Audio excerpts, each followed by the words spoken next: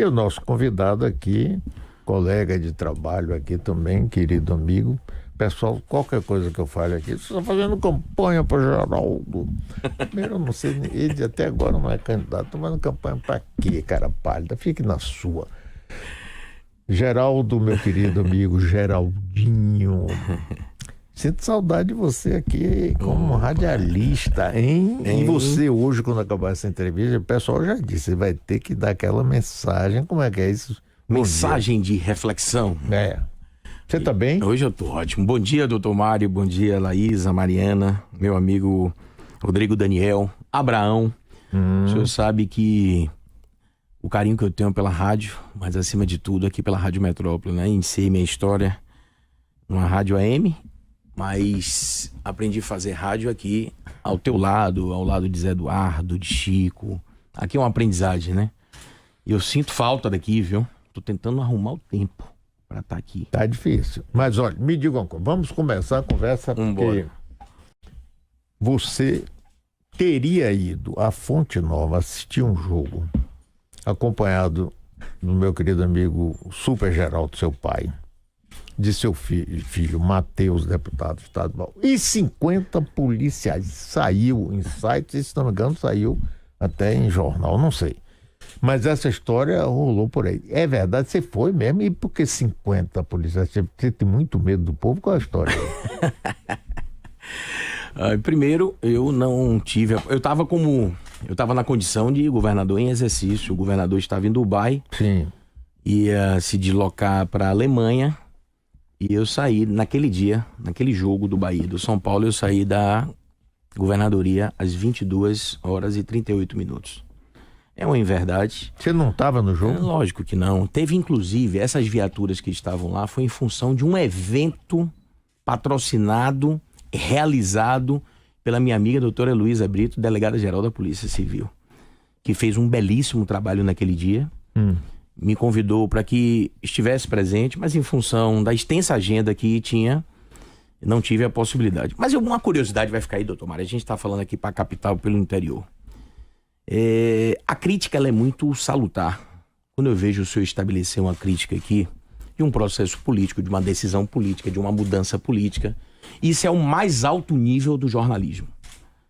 Mas quando a gente vê algo que não é factível, é uma falácia, é o quê? Não é uma inverdade, uma mentira, isso passa pro cunho pessoal, isso passa a ser vergonhoso.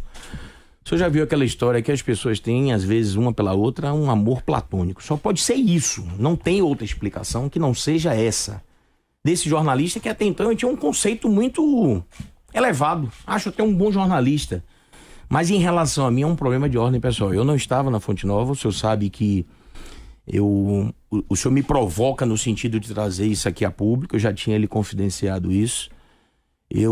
É uma vergonha você tratar as coisas de ordem pessoal num lato senso extensivo às famílias, né?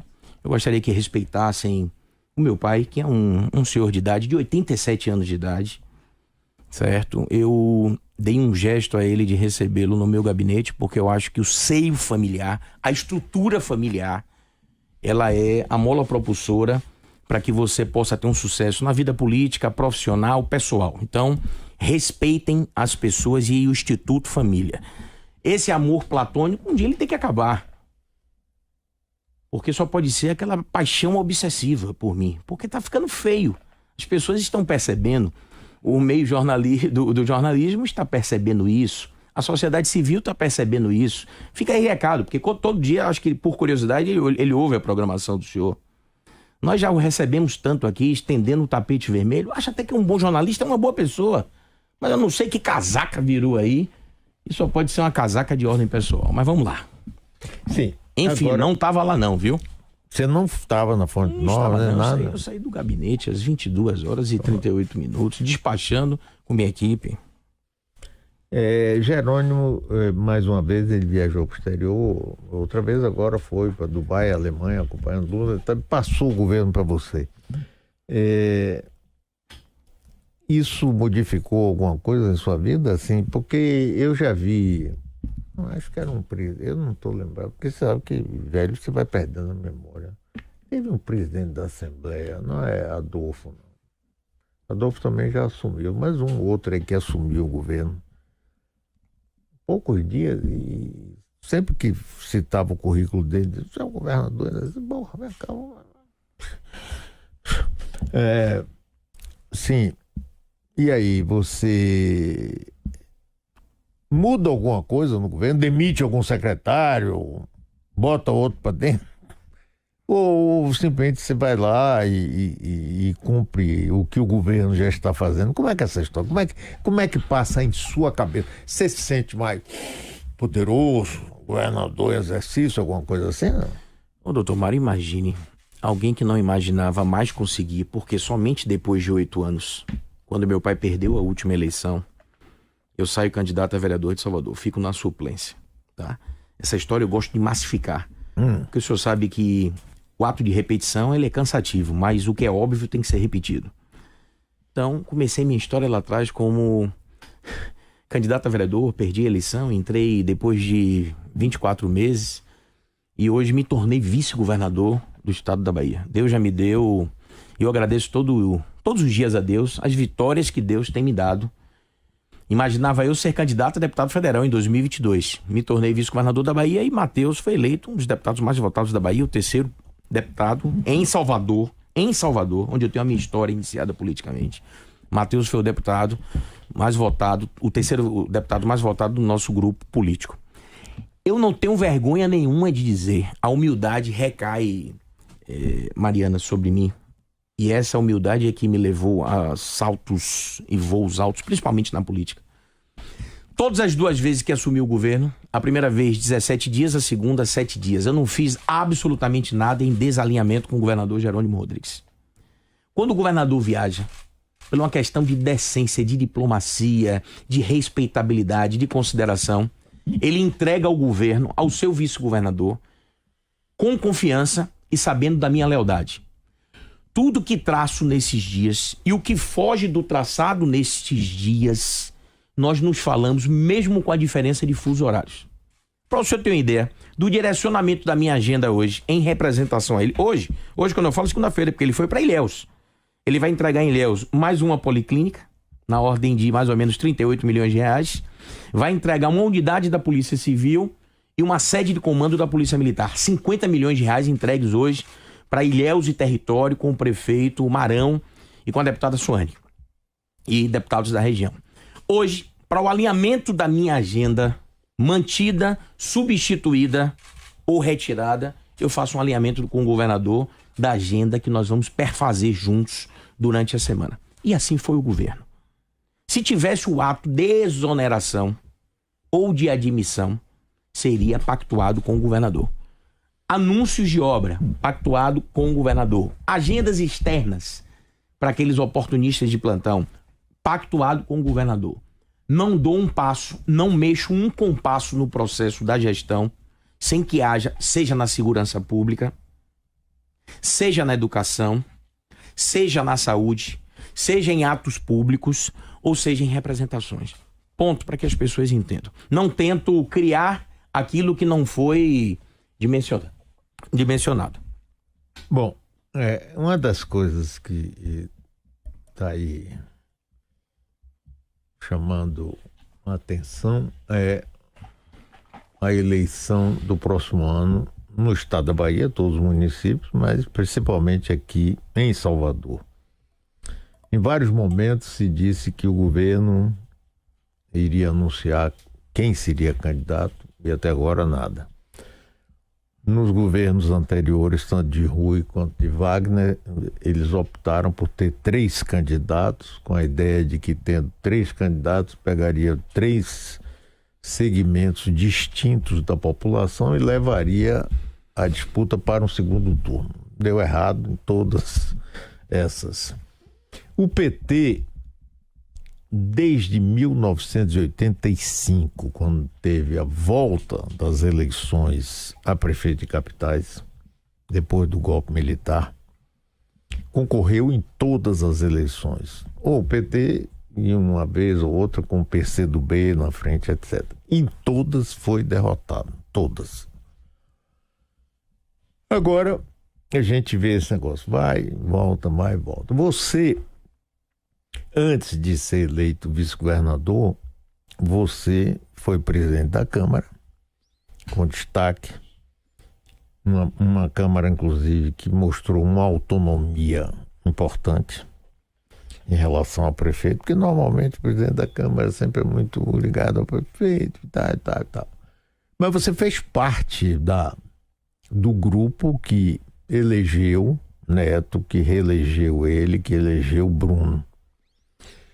Agora, Bruno é candidato e, para mim, me parece que é um candidato forte, porque não somente faz um trabalho que boa parte da população gosta, como tem a máquina na mão, e você sabe que isso funciona numa eleição. E a gente não vê ninguém dizer realmente, olha, o grupo que apoia o governador Jerônimo vai ter um candidato, ou 3, ou 5, seja o que for, não tem, e fica se empurrando com a barriga. Eu vejo você dar declarações dizendo que você gostaria de ser candidato, gostaria de ser prefeito de Salvador, mas vem cá, e aí? Como é que esse negócio vai desembrulhar, não embrulha, ou no final vai aparecer alguém somente para cumprir tabela? Tem um bocado de papagaio de pirata aí, inclusive, que adoraria ficar. Aliás, eu não vi foto dele, esse dia deve estar doente. E aí, eu não entendo nada disso. Aí eu passo a achar que o que tem de importante sobre a eleição de Salvador do próximo ano é se Ana Paula Matos vai ser candidata a vice ou não. Porque de parte de vocês, do governo, etc., nada. Como é que é essa história? Doutor Mário, eu tenho falado reiteradas vezes à imprensa, e nós temos aqui um editor-chefe aqui do Grupo Metrópole, aqui, do Jornal Metrópole, aqui da Rádio Metrópole, que é o Rodrigo Daniel. Eu já falei as condições que são postas por mim para ser candidato a prefeito de Salvador, ou uma pré-candidatura a prefeito de Salvador. O que eu queria deixar claro às pessoas, esse não é um projeto pessoal. Eu só entro para um enfrentamento como esse, se esse for um projeto político e um projeto de grupo. Reiteradas vezes, abre aspas aqui, que o Rodrigo gosta muito de um abre aspas. Eu só sou candidato se for o candidato do governador Jerônimo Rodrigues. Qual é a condição? E não é alternativa. É condição convergente. Primeiro, ser candidato do governador Jerônimo Rodrigues. Segundo, se houver a unidade do grupo político ao qual eu pertenço. Mas eu quero ir além da escolha de um candidato. Eu tenho refletido muito nos últimos 15 dias sobre a minha vida pessoal e a minha vida política. E lhe confesso que o partido tem me levado, me induzido ou me conduzido a pensar sobre isso. Sem nenhuma falsa modéstia, qual é o maior ativo que o partido hoje tem no estado, o MDB? É o seu vice-governador. Nós temos o deputado Matheus, que é deputado estadual, nós temos o deputado Rogério Andrade, 7 vezes deputado estadual pela Bahia, nós temos o deputado federal Ricardo Maia, nós temos o presidente do Futuca, nós temos o presidente estadual, que é o Alex Futuca, nós temos o presidente de honra, Lúcio Vieira Lima, nós temos secretários de Estado. Mas, doutor Mário, a gente tem que ir além da escolha do candidato. Nós temos que pensar... Como é que é além da escolha? Nós temos que pensar Salvador diferentemente do que se pratica na atual administração. Como assim? Nós temos um prefeito, sim, que eu não sei, salvo o melhor juízo, se já declarou, me parece que ele só vai fazer isso depois do carnaval, ou um pouco antes do carnaval, se ele irá pela reeleição. Ninguém aqui é principiante na política, nem incipiente, nem achar que Bruno vai para uma reeleição. O prefeito é o único candidato que tem hoje para 2024. Isso, exatamente. Nosso grupo político ainda não tem um candidato escolhido. O que eu fiz há mais ou menos 15 dias? E lhe confesso que quero lhe fazer aqui um convite de público para o senhor tentar me ajudar. O senhor que tem um carinho por essa cidade, pensa essa cidade, foi prefeito da cidade, foi secretário de Estado, foi secretário municipal. Eu reuni, doutor Mário, há mais ou menos 15 dias, profissionais, especialistas, educadores, amigos, que às vezes estão na órbita da política e às vezes as pessoas pensam que eles não pensam política. Gente da gente, povo, movimentos sociais, e comecei a dar tarefas para nós pensarmos a cidade. Mas o que eu estou fazendo com isso? Eu estou fazendo isso apenas para mim, se for candidato a prefeito de Salvador? Logicamente que não. Eu sou vice-governador da Bahia. Eu tenho uma obrigação com a minha capital, onde me deu régua e compasso na política, mas eu tenho uma obrigação dos 417 municípios, ou seja, incluindo a capital. Uhum. Esse projeto, essas ações que eu estou tentando guardá-las, objetivá-las num documento a ser entregue à cidade. E a Câmara Municipal está fazendo isso bem através do presidente Carlos Muniz, quando chamou os ex-prefeitos da cidade. E eu tive a oportunidade de ir no último ao lado do professor Edivaldo Brito. Estive ao lado dele. O que é que nós queremos para a cidade? Pensando o futuro, resgatando o passado e as inovações do presente. Naquele dia lá eu falei, e eu quero dizer que esse material não será só usado para mim. Sim, mas seja mais claro, você reuniu um grupo para fazer o quê? Estudar a cidade, pensar a cidade. Pensar uma administração diferente do que está aí. É justo Salvador não ter até então uma maternidade? As maternidades são todas estabelecidas pelo governo do estado. Agora o prefeito anunciou a construção de uma maternidade, me parece que naquele hospital ali, na federação. Me parece que já deu a ordem de serviço, do Hospital Salvador. Mas as maternidades e as questões relacionadas ao parto, todas elas são de responsabilidade do município, mas o estado é que está à frente desse processo, tanto aqui como no interior. É justo as relações de pensar a cidade, mobilidade urbana, transporte público, não tem uma transparência. Fica aí a interrogação, quem está me ouvindo no interior, mas quem está me ouvindo aqui na capital. Os processos de mobilidade urbana, houve uma participação decisiva da Câmara Municipal de Vereadores, a quem tem um respeito muito especial, porque fui vereador da cidade, e da oitiva e da escuta da sociedade. É muito fácil dizer, vamos fazer audiência pública. Mas aquilo que é prospectado nas audiências públicas, doutor Mário, aquilo é respeitado dentro do processo da administração. Eu vou lhe dar um outro exemplo, porque vivi isso na Câmara Municipal. Os traçados que mudam as construções e os espaços públicos na cidade. Construções de edifícios aí, afetando o meio ambiente, um calor infernal. Nós estamos num momento de transição energética no país, um processo de descarbonização. O governador Jerônimo Rodrigues apresentou em Dubai o mapa e o atlas do hidrogênio verde, porque o senhor sabe que da energia eólica esse mapa foi apresentado pelo senador Jacques Wagner, tanto é que ele é conhecido como o embaixador dos ventos. O mapa da energia solar pelo ex-governador, ministro da Casa Civil, Rui Costa. E nós agora com o mapa, quando eu digo nós, o governo do estado, sob a gestão do governador Jerônimo Rodrigues, o mapa do hidrogênio. Então, essas questões têm que ser analisadas. A questão do BRT. Essas questões da mobilidade, que tem um reflexo diretamente no trânsito. Olha a dificuldade que eu tive para chegar aqui até agora. Cheguei na hora do programa de rádio, em função de um trânsito. Essas questões da mobilidade do BRT, elas foram discutidas pela sociedade? Nós sabemos, doutor Mário, eu estou trazendo esses questionamentos porque eu estou buscando respostas para isso. Eu quero apresentar propostas. Bom, agora eu entendi bem. Você está com um grupo estudando para apresentar propostas para Salvador. Sim, mas aí é para sua candidatura. Não. Eventual. E se você não for candidato? Nós vamos apresentar o candidato que o governador Jerônimo Rodrigues apresente. Isso será apresentado a ele. Doutor Mário, eu estou muito tranquilo na minha condição de vice-governador. A ansiedade não recai sobre as minhas costas. Eu estou gostando da cadeira de vice-governador ao lado de Jerônimo. Eu só saio candidato se for um propósito do nosso grupo político para o enfrentamento. O senhor, quando o meu nome foi apresentado, eu acredito que o meu nome foi apresentado pelo MDB porque eu posso trazer uma campanha que não é fácil, com competitividade e para o enfrentamento. Esta campanha de 2024 terá um reflexo direto na campanha de 2026. Doutor Mário, quer ver outro exemplo aqui do que esse grupo vai apresentar uma proposta? O senhor sabe que 84% da população de Salvador é negra.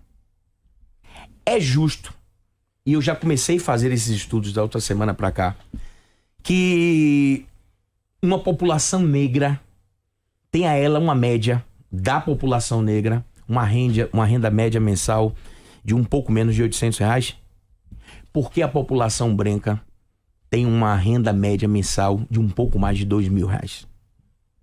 Porque se avaliarmos os índices de mortalidade, morrem mais negros do que brancos. O que é que nós precisamos fazer na cidade para melhorar a atenção básica ou atenção primária, que muita gente intitula como básica e como primária?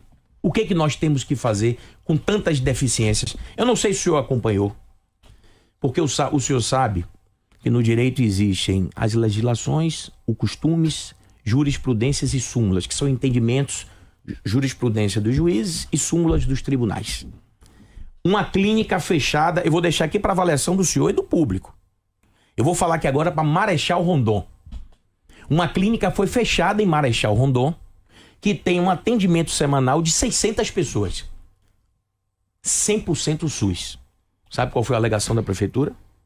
A alegação da prefeitura e da secretária de saúde, que é a vice-prefeita, é que as certidões não foram apresentadas para a renovação do contrato. Não se buscou um remédio jurídico, uma solução, lógico. Tem que haver a respeitabilidade da legislação. Ponto. Ninguém aqui vai discutir isso. Não adianta respeitar, conversar comigo, ter uma formação jurídica nesse ponto. Buscou-se algum remédio jurídico? Agora, o senhor, pasme, senhores, o que eu vou falar aqui. Não quero eu acreditar, porque o interlocutor, o timoneiro desta clínica é um ex-vereador de Salvador, deputado estadual, perdeu as últimas eleições com mais de 35 mil votos em Salvador, mas que tomou uma decisão política na mesma esteira minha, de sair desse grupo político e vir para o grupo político de cá, que é o deputado Davi Rios. Esse rapaz atende na clínica 600 pessoas semanais. A clínica, Marechal Rondon, foi fechada. A clínica está fechada, em substituição, inclusive, a o que seria a obrigação da assistência pelo posto de saúde local.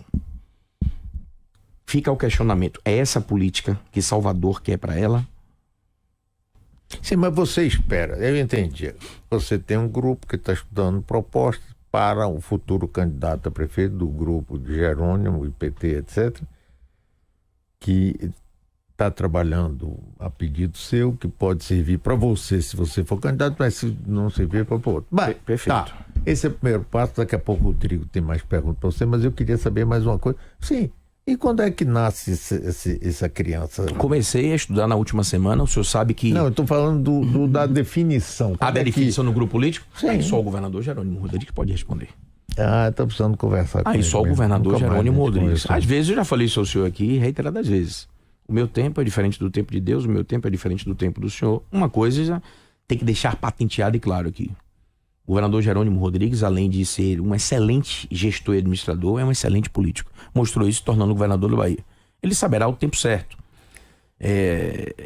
Para buscar essa unidade. Logicamente que eu tenho tentado buscar essa unidade em meu nome, mas se não for em meu nome, essas propostas vão ser incorporadas, logicamente, se o candidato quiser. Sim, claro. Vão ser incorporadas ao processo dele. Ô, doutor Mário, o senhor não começa a ver como um drone uma cidade totalmente dividida, não? É uma cidade que privilegia uma elite econômica e se distancia do processo. Uma sociedade onde tem desigualdade racial, desigualdade de gênero e desigualdade econômica. Eu falei na última semana que não há que se falar, eu fui na esteira aí do ex-presidente Lula, não há que se falar em desenvolvimento de uma cidade, de uma capital, não há que se falar em desenvolvimento regional se você não tiver uma justiça ambiental, que é a manutenção da sustentabilidade, da natureza, e sem uma justiça social.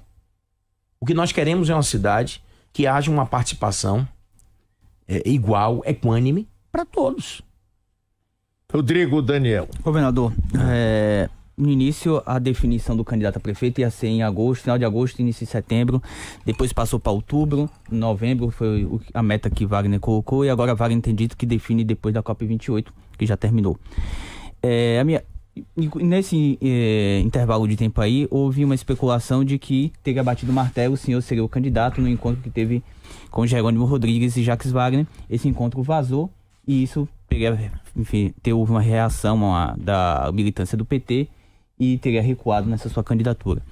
Primeiro, por que essa demora em definir o candidato? Qual o motivo real? Segundo, aconteceu essa definição e houve esse recuo do senhor ser candidato? E terceiro, o senhor se mantém com a mesma empolgação que estava para ser candidato no início do ano? Ou perdeu essa empolgação? Rodrigo Daniel tem uma ideia cronológica das coisas. Primeiro eu vou tentar fazer na inversão. Se essa reunião aconteceu sem a minha participação. Se essa decisão ocorreu, eu não fui comunicado. O governador Jerônimo Rodrigues, ele pratica os atos com transparência. Ele já estabeleceu que vai buscar unidade política e que essa comunicação será feita pelo governador Jerônimo Rodrigues. Ponto 1.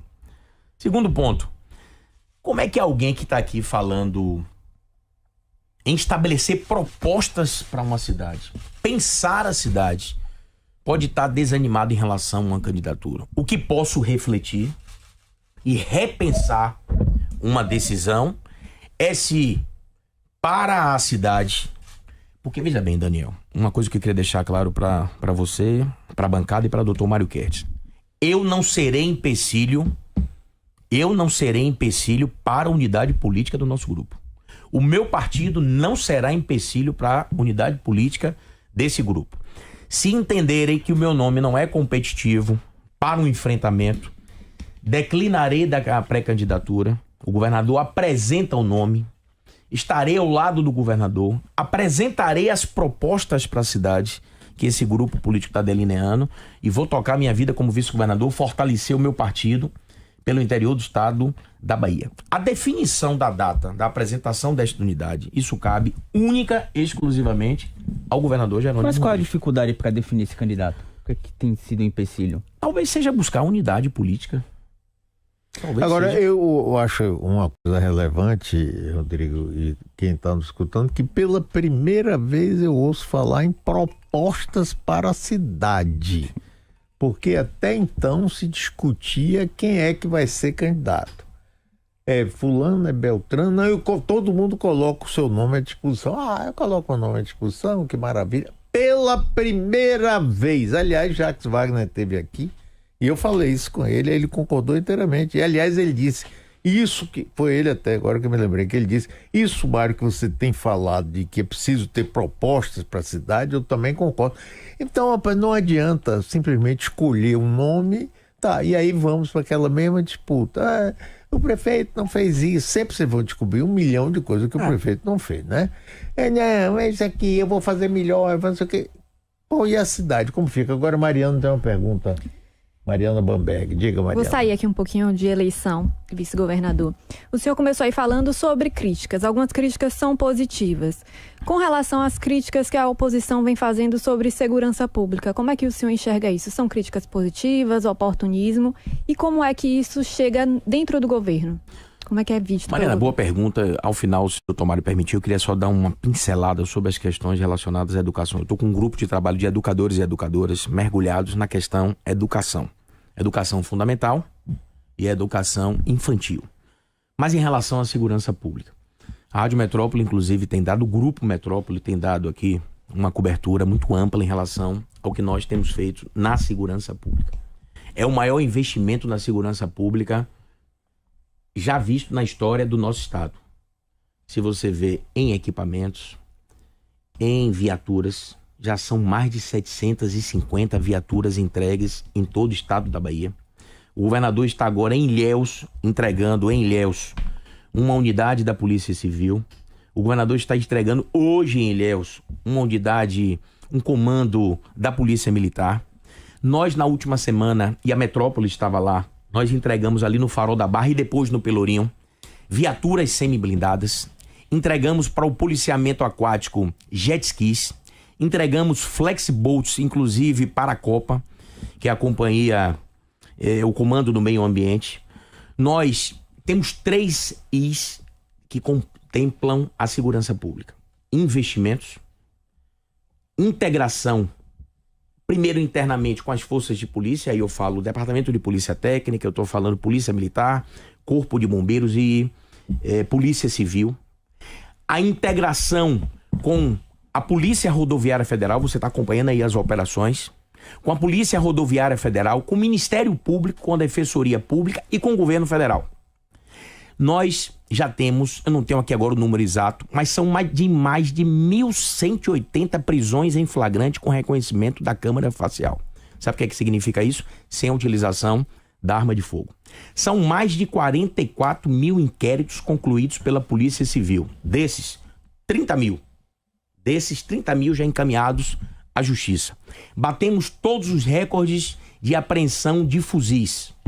Foram mais de 14.445 prisões na cidade e no estado, representando, sabe o que é isso?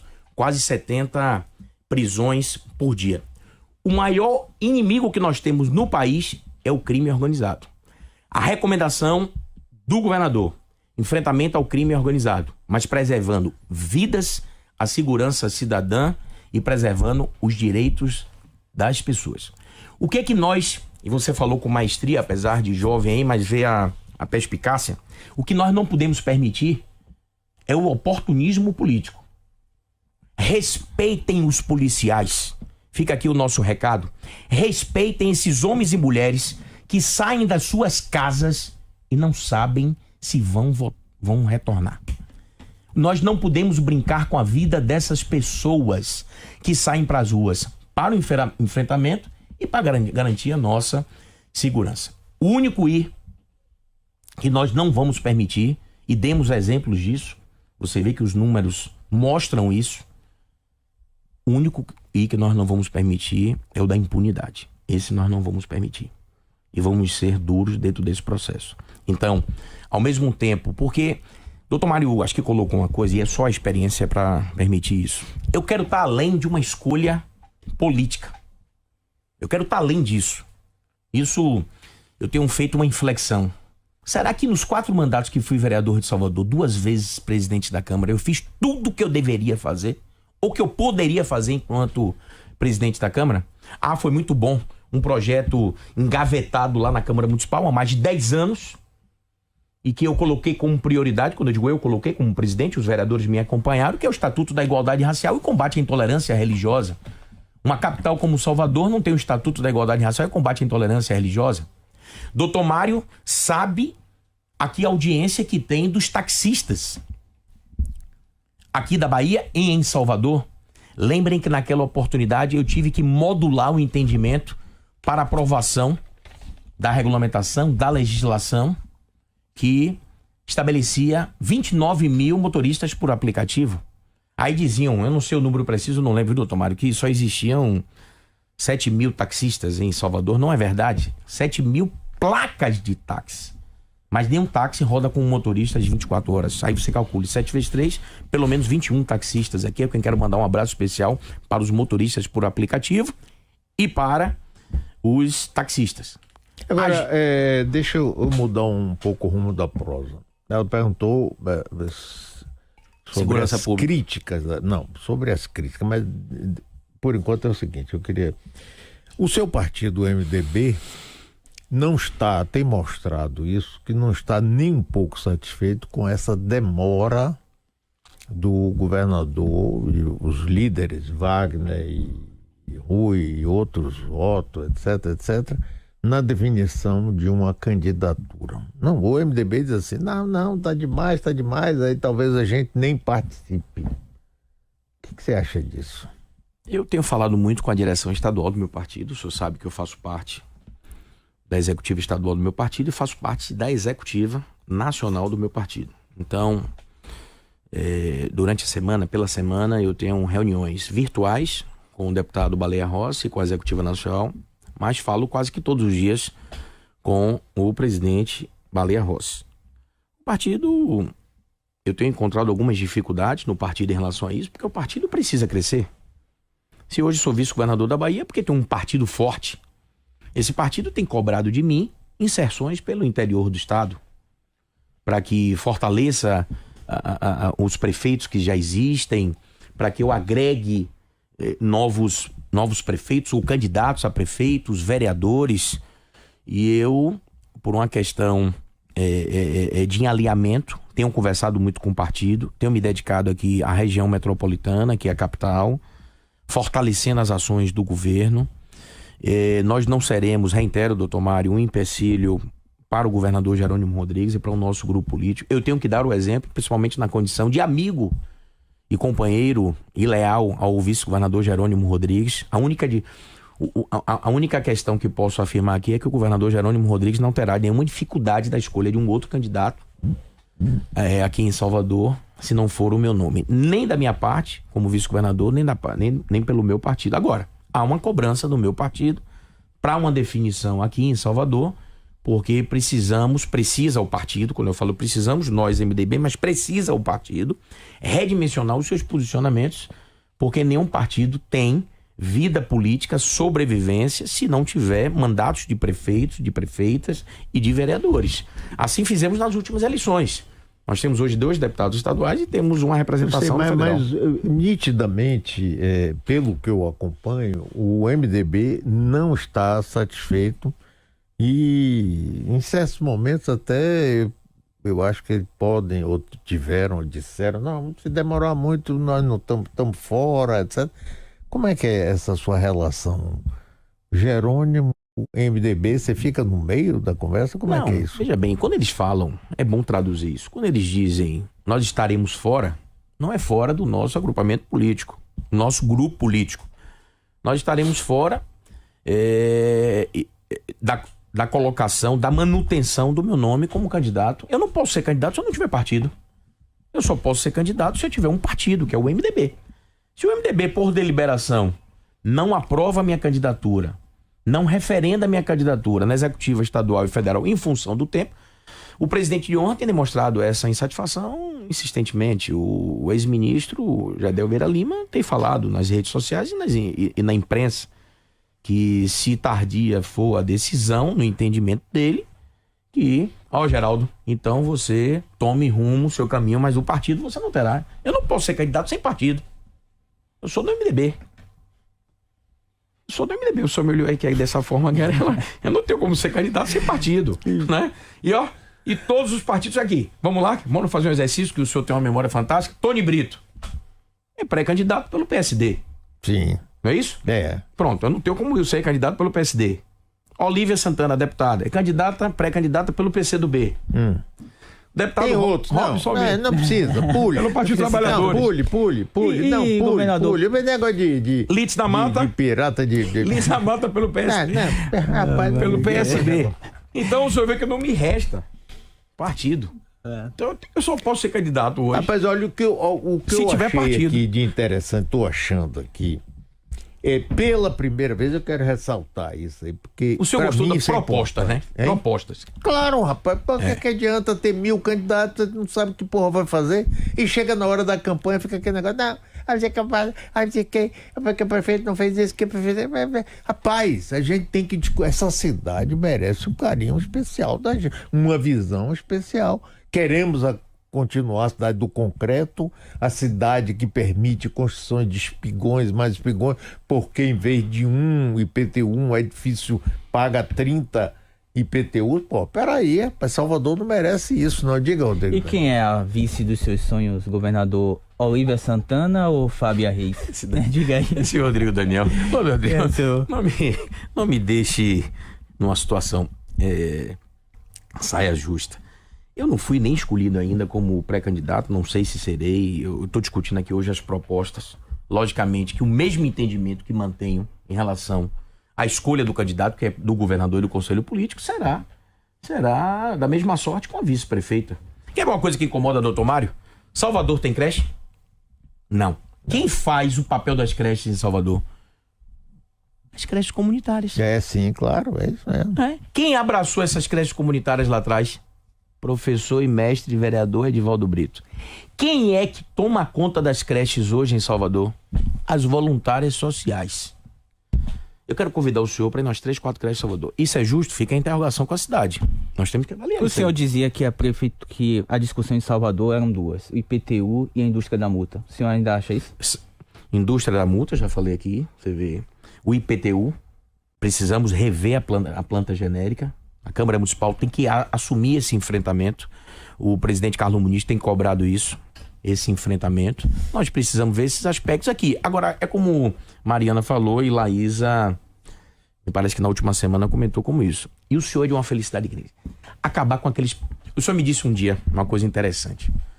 Fico triste, eu fico puto, Geraldinho, quando alguém utiliza um microfone para ficar fazendo proselitismo. Não quero aqui ficar fazendo proselitismo.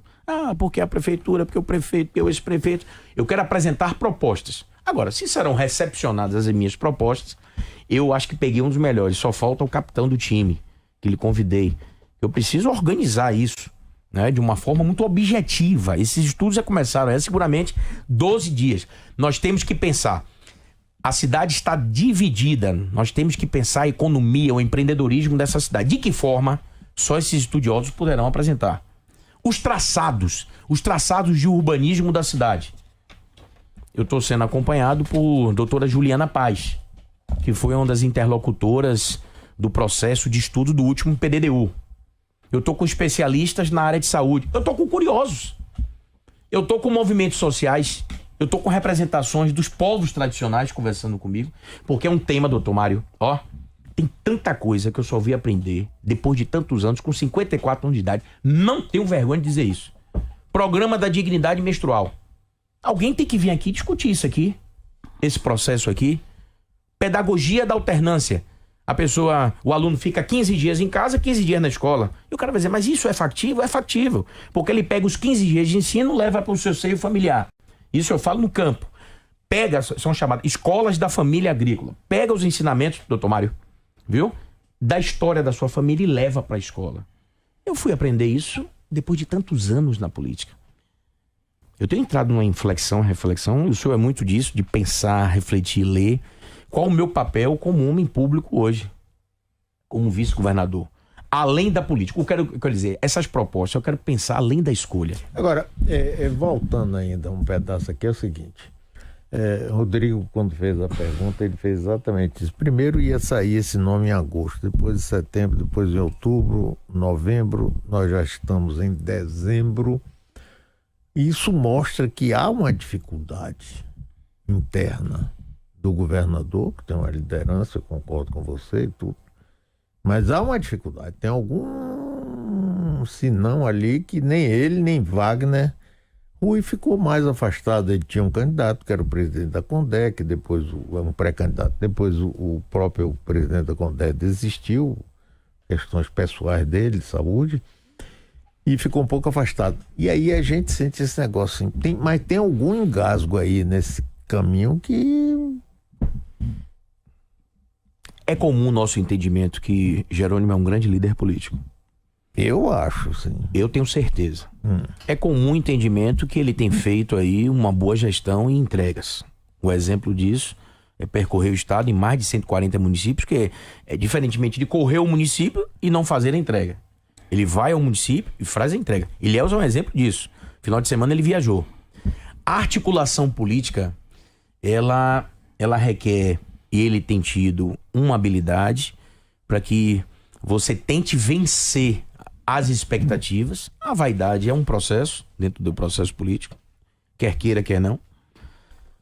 Interesses pensando futuramente podem atrapalhar um processo agora, mas as pessoas têm que entender que 2024 é uma etapa. Por isso que eu digo, doutor Mário, abre essa aspas aí para você.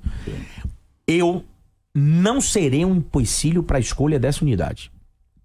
Meu partido também não será. Se o governador me chamar hoje, quando ele chegar de Ilhéus, disser, Geraldinho, você tem sido um empecilho, é um nome que eu acho pro enfrentamento e tal, mas não tô conseguindo converger unidade para você. Ótimo. Qual é a missão que o senhor vai me dar para 2024? Você não vai ficar chateado? De forma alguma.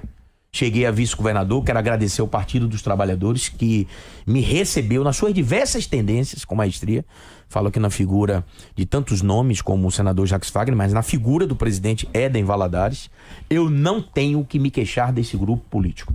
Esse grupo político, inclusive, me deu uma nova forma de ver a política. Agora, governador, qual é o reflexo que essa eleição de 2024 vai ter em 2026? Se eu for, vai ter um reflexo.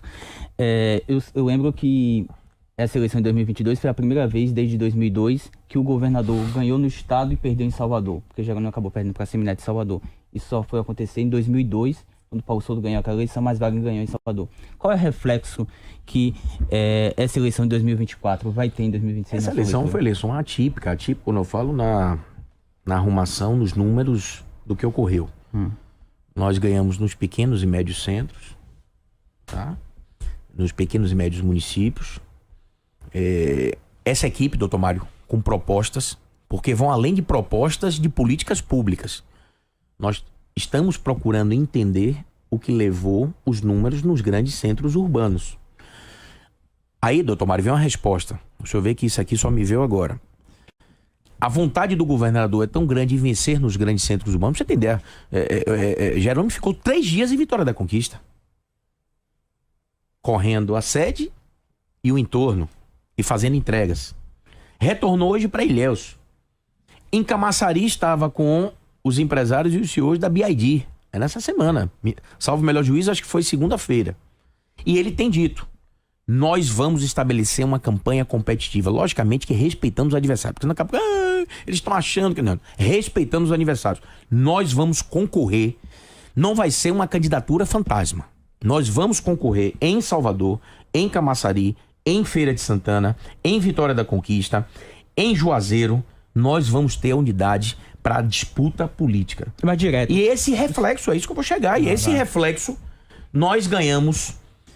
nós deixamos de ganhar a eleição, não sei se o doutor Mário lembra, nós deixamos de ganhar a eleição no primeiro turno por uma diferença de 44 mil votos, ou um pouco mais de 44 mil votos. Salvo o melhor entendimento, eu acho que foi esses números. Tá? A diferença do grupo liderado pelo ex-prefeito dessa cidade e pelo atual prefeito, nós mantivemos uma liderança de um pouco mais de 200 mil votos do primeiro turno para o segundo turno. Logicamente, quando eles despertaram, eles estabeleceram aqui uma força-tarefa dentro de Salvador. E essa diferença saiu de 220, não tinha uma outra candidatura, e foi para 420 mil, 9 mil, 430 mil. Mas se o governo não tiver um candidato competitivo em Salvador, não digo nem ganhar a eleição, o projeto do governo está em risco em 2026? Pode estar. O que mantém a sobrevida do ex-prefeito dessa cidade que nos enfrentou? Os grandes centros urbanos. Não é isso, doutor Mário? Aqui nós vamos falar de Salvador, Camaçari, Conquista e Feira de Santana. Lógico. A gente não tá aqui pra esconder as coisas. Então nós temos que ter candidaturas competitivas, principalmente nesses grandes centros urbanos, e vamos ter. Nós vamos ter em Conquista, nós vamos ter... Eu tô ligado, isso pode dizer aqui. Lógico, a palavra final, quem vai dizer o nome, quem vai... Eu não, mas nós vamos ter uma unidade. Pode escrever aqui hoje. Camaçari. E hoje há uma tendência a ser o secretário de Relações Institucionais, Luiz Caetano, ex-prefeito da cidade, ou a sua esposa, a deputada Ivoneide Caetano. Estão bem na pesquisa, bem avaliados na pesquisa.